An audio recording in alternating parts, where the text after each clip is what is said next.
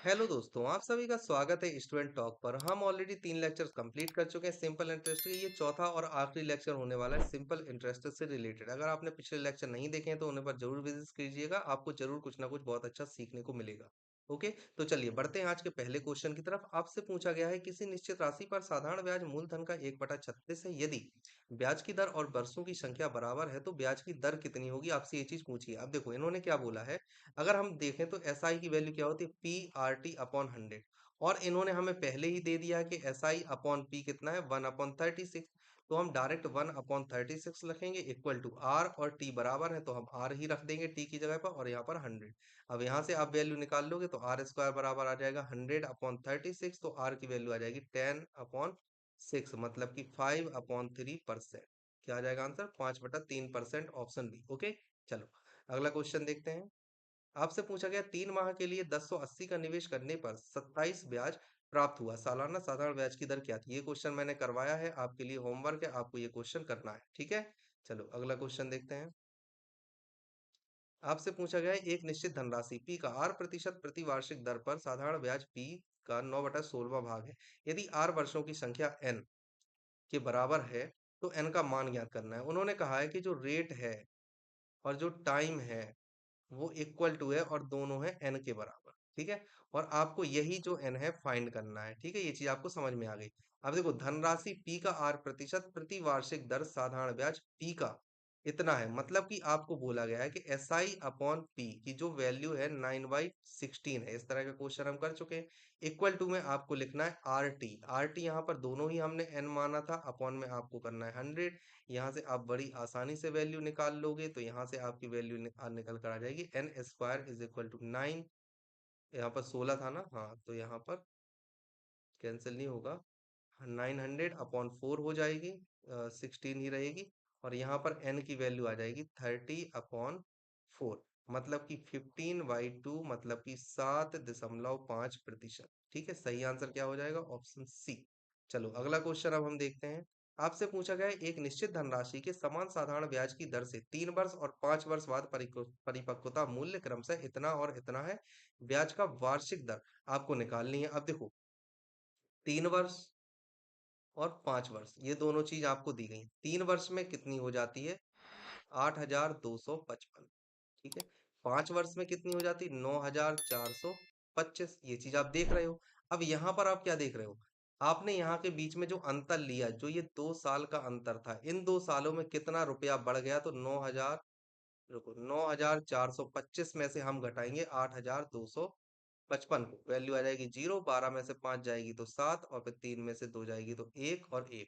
ये बड़ा है आपका 2 साल में, तो 2 साल में जो आपको ब्याज मिला 1170 मिला है।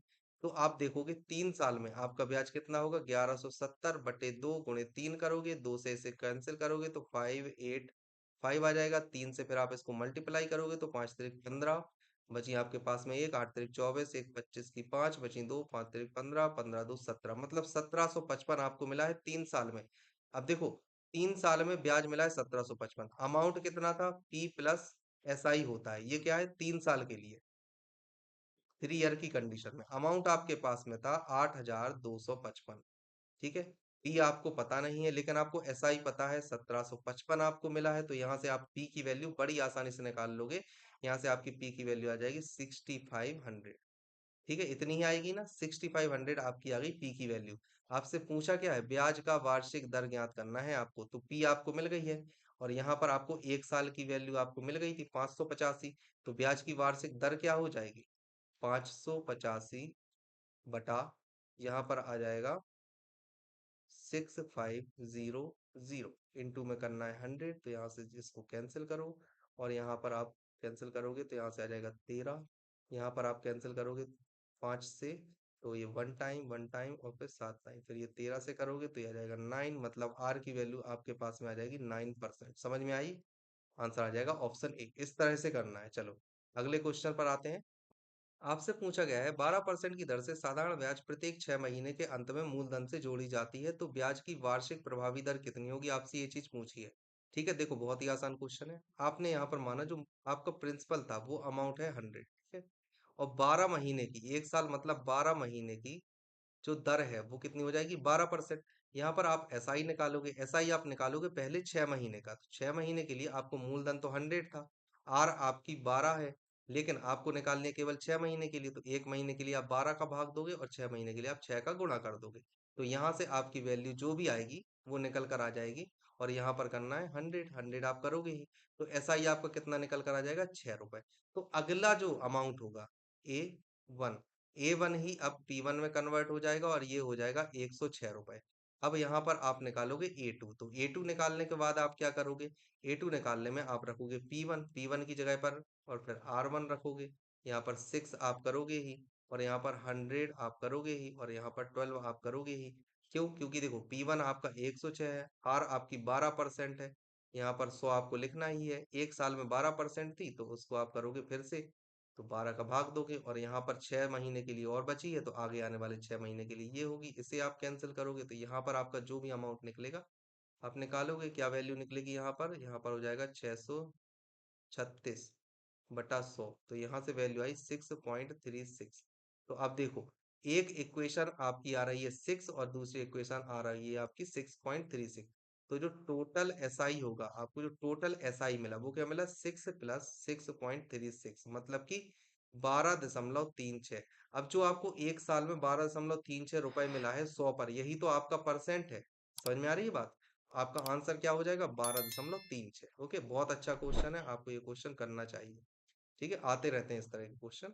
अगला आपसे पूछा है, राम ने शिव को 3 वर्षों के लिए 6,000 तथा कृष्ण को 5 वर्षों के लिए 8,000 एक समान साधारण ब्याज की वार्षिक दर पर उधार दिए, उसे दोनों से कुल 5220 ब्याज राशि मिली, वार्षिक ब्याज की वार्षिक दर ज्ञात करनी है। कोई दिक्कत नहीं है, मैं थोड़ा सा करके बता देता हूँ आपको। P1 R1 T1 plus T2 R2 T2 is equal to आपको रखना है 5220। ठीक है, P1 की वैल्यू आपको दी गई है 6,000, R1 बराबर है, R ही लिखना है, यहाँ पर 3 दे दोगे आप, अपॉन में करोगे आप 100, प्लस में आपको फिर से लिखना है 8,000 की राशि दी गई थी, यहाँ पर आपको R की जगह पर R ही लिखना है, कितने साल के लिए दी गई थी, 5 साल के लिए, अपॉन में 100 आपको करना है, इक्वल टू में आ जाएगा 5220, यहाँ से आप R की वैल्यू निकाल लोगे। ठीक है, वही आपका आंसर है, मैं इस तरह का क्वेश्चन करवा चुका हूँ ऑलरेडी आपको। चलिए, अगला आपसे पूछा गया है, जमा की गई 8500 की राशि का 3 वर्ष में साधारण ब्याज 2040 है, ब्याज की वार्षिक दर ज्ञात करनी है। अब देखो, साधारण ब्याज आपको दिया गया है 3 वर्ष में 2040, देखो 3 वर्ष में कितना दिया गया है, 2040। ठीक है, तो एक वर्ष में यहाँ से आप निकाल लोगे, 2040/3 करोगे। ठीक है, अब यहाँ पर रेट निकालने के लिए आप क्या करते हो, रेट निकालने के लिए 2040/3 और इसमें आप भाग देते हो 8500, मतलब मूलधन का, और इनटू में करते हो 100, तो यहाँ से आप वैल्यू निकाल दोगे, यहाँ से 5 से आप कैंसिल करोगे सबसे पहले, तो यहाँ पर आ जाएगा 17, यहाँ पर आप 5 से कैंसिल करोगे तो ये आ जाएगा 4, उससे बाद में आ जाएगा 0 और फिर 8, फिर आप इसे 3 से कैंसिल करोगे तो 1 टाइम, ये जाएगा 136, तो 136, फिर 17 से फिर से चला जाएगा ये, तो 1 टाइम, और 17 से ये जाएगा 8 बार में, तो आपकी ब्याज दर क्या आ जाएगी, 8%। ठीक है, सही आंसर क्या हो जाएगा, ऑप्शन ए। चलो अगले क्वेश्चन पर आते हैं, आपसे पूछा है 7800 का 2 वर्ष 8 महीने का साधारण ब्याज इतना है, ब्याज की वार्षिक दर ज्ञात करनी है आपको। अब देखो, 2 साल और 8 महीने, इसको अगर आप टोटल देखो तो आप इसे कितना लिख सकते हो, 12 दूनी 24, 8 32, 32 महीने लिखा है ये। ठीक है ना, तो 32 मंथ में आपका जो ब्याज है 1976 है, तो 12 मंथ में आपका ब्याज कितना हो जाएगा, 12 मंथ में आपका ब्याज होगा 1976/32, इंटू में आ जाएगा 12। ठीक है, आपसे ये चीज पूछी गई है, और वार्षिक दर आपको निकालनी है, तो अगर आप रेट की बात करते हो तो वो आ जाएगा 1976 × 12, जो आपको मिला 12 महीने में, और इसमें भाग दोगे आप 7800 का, रेट निकालने के लिए आप गुणा कर दोगे 100 का। ठीक है, यहाँ से आप वैल्यू निकालोगे, आपकी जो भी वैल्यू आएगी, इसको क्या आप कैंसिल कर सकते हो, बिल्कुल, 4 से इसे करोगे 3 बार, इसे 4 से करोगे तो ये आपका चला जाएगा 8 बार, फिर ये आप करोगे 3 से तो 1 बार, इसे आप 3 से करोगे तो यहाँ पर चला जाएगा 6 26। ठीक है, 26 बार, तो ये 8 से चला जाएगा 1 बार में, इसे जाएगा 2, फिर 3 पे 7 37, तो 32, और फिर 5 पे 6 56, तो 7, तो यहाँ पर आपकी जो दर आ जाएगी वो आ जाएगी 247/26। आपको बस ये वाली वैल्यू निकालनी है, तो 26 का आप डिवाइड दे देना 247 में,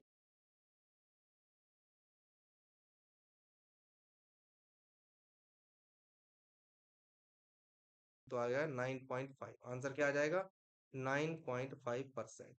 ओके, सही आंसर क्या है? Option C. ओके, चलो अब हम देखते हैं अगला क्वेश्चन। आपसे पूछा गया है, दी गई ब्याज की दर के प्रतिशत और समय का संख्यात्मक मान बराबर है तथा एक राशि पर साधारण ब्याज मूलधन का 9/16 है। साधारण ब्याज की दर ज्ञात करनी है आपको। ठीक है, तो दी गई ब्याज दर आपको दी गई है, आर मान लेना आप।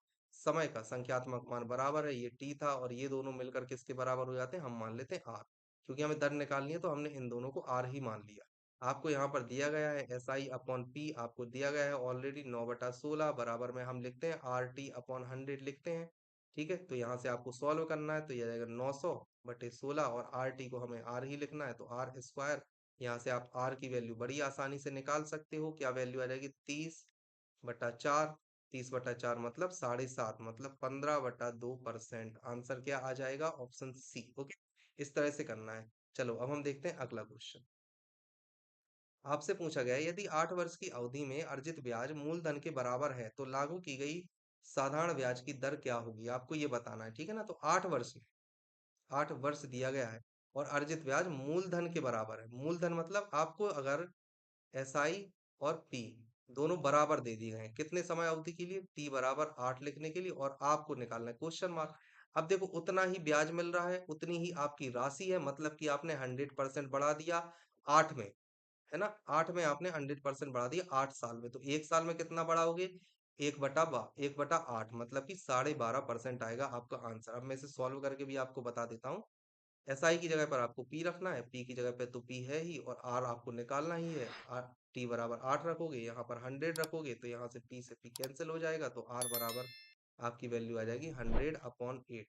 100/8 होता है 12.5%, 12.5%। ठीक है, तो आंसर आ जाएगा ऑप्शन डी। ओके, चलो अब आपसे पूछा गया है अगला क्वेश्चन। 750 की निवेशित राशि पर 3 महीने का ब्याज 18 है। प्रति वर्ष साधारण ब्याज की दर आपको निकालनी है। देखो, 3 मंथ में आप कितना कमा रहे हो? 3 मंथ में आप कमा रहे हो 18, तो 12 मंथ में आप कितना कमा लोगे ब्याज से? 12 मंथ में आप कमा लोगे 18 × 4, तो 18 × 4 आप कमा लोगे, मतलब 72। ठीक है, अब इसके बाद में आपसे पूछा गया है, वार्षिक ब्याज दर निकालनी है, तो ऐसा ही आप बड़ी आसानी से निकाल सकते हो। जो आपने कमाया है और जो आपने दिया था, और इनटू में आपको कर देना 100, जीरो से जीरो आप कैंसिल करना है, इसे 2 बार में कैंसिल करना है, इसे करना 5 से ही आपको करना है 15 बार में, तो यहाँ पर आ जाएगा, फिर इसे 3 से कर देना है ना, तो ये कितने बार में जाएगा? 24, और ये जाएगा 5, तो यहाँ पर आ जाएगा 48/5, मतलब कि 9.6%। आंसर आ जाएगा ऑप्शन बी। ओके, चलो नेक्स्ट क्वेश्चन पर आते हैं। अब आपसे क्या पूछा गया है? हम्म, आपसे पूछा है, कितने समय में एक धनराशि दोगुनी हो जाएगी यदि 12.5% की साधारण वार्षिक दर से निवेश किया जाए? देखो, 12.5% आपको दिया गया है। 12.5% मतलब 8 वर्ष, 1/8, तो 8 वर्ष में हो जाएगी दोगुनी। Answer D. ठीक है, 8 वर्ष में दोगुनी होगी। चलो अगला क्वेश्चन। आपसे पूछा है, यदि एक राशि 7 वर्षों में 4 गुनी हो जाती है तो कितने समय में यह राशि साधारण ब्याज की समान दर पर 16 गुनी हो जाएगी? मैंने आपको इसका फॉर्मूला भी बताया था। ठीक है ना, फॉर्मूला क्या था? यहाँ पर फॉर्मूला था T2 = N2 - 1/N1 - 1 इंटू में आपको लिख देना T1। अब यहाँ पर N2 की वैल्यू कितनी है? 16 - 1। यहाँ पर N1 की वैल्यू कितनी है? 4 - 1, और यहाँ पर T1 की वैल्यू कितनी है? 7। सॉरी, यहाँ पर 7 लिखना, तो यहाँ पर लिखना 15/3 × 7 आप करोगे, ये 5 बार में जाएगा, तो आ जाएगा 35 ईयर। ऑप्शन डी, है ना? और आप वैसे भी कर सकते हो, जो मैंने आपको ऑलरेडी मेथड बताया था कि 7 वर्षों में हो रही है 4 गुनी, और आपको करनी है 16 गुनी, तो आपको चाहिए 5, 7 × 35। ठीक है, कोई दिक्कत नहीं होगी आपको। ओके, चलो अगला क्वेश्चन देखते हैं। आपसे पूछा गया है, यदि साधारण ब्याज मूलधन और एन वर्षों की संख्या से 12.5% अधिक है, एन दर आर संख्यात्मक मान से 2:1 के अनुपात में है, तो एन और आर के मान ज्ञात करने हैं आपको। एन, अब सबसे पहले यहाँ पर आपको पता होना चाहिए, जो एन होता है ना, उसे हम टाइम से रिप्रेजेंट कर रहे हैं, और जो आर है उसे हम किस लिए रिप्रेजेंट कर रहे हैं? रेट से। ठीक है, और आपको दिया गया है कि जो एस आई है वो कितना है? 112.5% है, इसका गुना है पी का, तो ये आपको इक्वेशन समझ में आ रही है। ओके, अब देखो, एस आई की वैल्यू जो आपको दी जाती है, एस आई अपॉन पी, यहाँ से आ जाएगा 112.5। ठीक है, तो आपको क्या लिखना है? एस आई अपॉन पी बराबर 112.5 बटे में आपको लिखना है 100, इक्वल टू में आप यहाँ पर क्या लिखते हो? आर इंटू टी अपॉन 100 लिखते हो ना आप, आर इंटू टी अपॉन 100। ठीक है, तो आपको इस तरह से करना है। अब यहाँ पर उन्होंने साफ-साफ दिया है कि जो n और r है, मतलब कि n रेशियो r, इसका अनुपात 2:1 है। मतलब हम इसे अगर 2x मानते हैं तो इसे हमें x मानना होगा, और यही चीज हम यहाँ करेंगे। मतलब 112.5 बटे 100 इक्वल टू, यहाँ पर हो जाएगा 2x² अपॉन में आ जाएगा 100। इससे इसको आप कैंसिल कर दोगे, तो यहाँ से x² की जो वैल्यू आ जाएगी वो आ जाएगी 112.5 अपॉन 2। इस तरह से आप इसे सॉल्व करोगे तो यहाँ से x² आप सॉल्व करोगे तो 1125 अपॉन में आ जाएगा 20। यहाँ से आपकी जो वैल्यू निकल कर आएगी x इज इक्वल टू 15/2। ठीक है, x की वैल्यू आ रही है 15/2।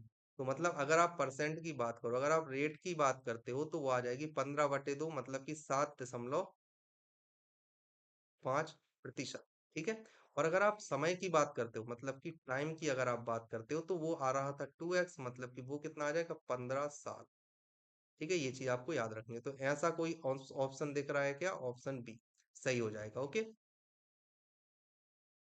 आपसे पूछा है, यदि एक ऋण साधारण ब्याज पर 6 वर्षों में बढ़कर 3 गुना हो जाता है तो 8 गुना होने में उसे कितना समय लगेगा? होमवर्क है आपके लिए, हम ये ऑलरेडी कर चुके हैं ना, हमने फॉर्मूला लगाया था T2 = N2 - 1 upon N1 - 1 into हम करते थे T1। ठीक है, चलो अगला क्वेश्चन से पूछा गया है। रघु ने 1,000 का निवेश किया और x वर्ष के बाद 1300 प्रतिवर्ष 6% की सामान्य ब्याज दर पर प्राप्त किया। x का मान आपको निकालना है। देखो, उसने निवेश किया था 1,000 का, ठीक है, प्लस 300 हुए और यहाँ पर उसको मिले 1300।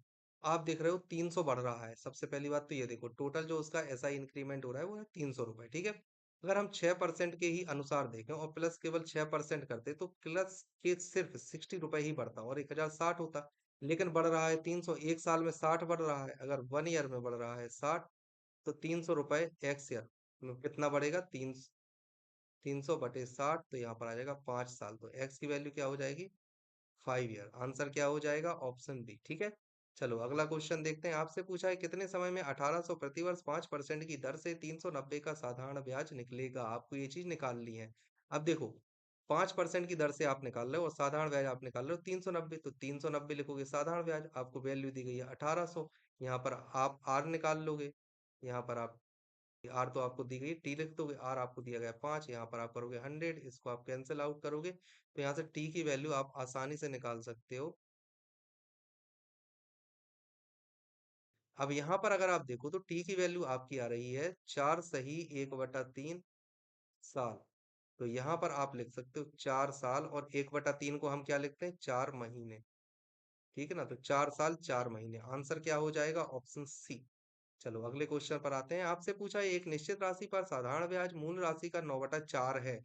मतलब अगर आप एसआई की बात करते हो तो 9 है, और अगर आप पी की बात करते हो तो वो आ जाएगा आपका 4। ठीक है, यदि वर्षों की संख्या और ब्याज की दर समान है तो आर और टी इन्होंने बराबर दिया है, तो कितनी अवधि के लिए जमा कराई गई थी राशि? अब देखो, 9/4 इक्वल टू में T² अपॉन 100, ये समझ में आ गया होगा कैसे लिखा है। तो T² बराबर यहाँ पर क्या वैल्यू निकल कर आ जाएगी?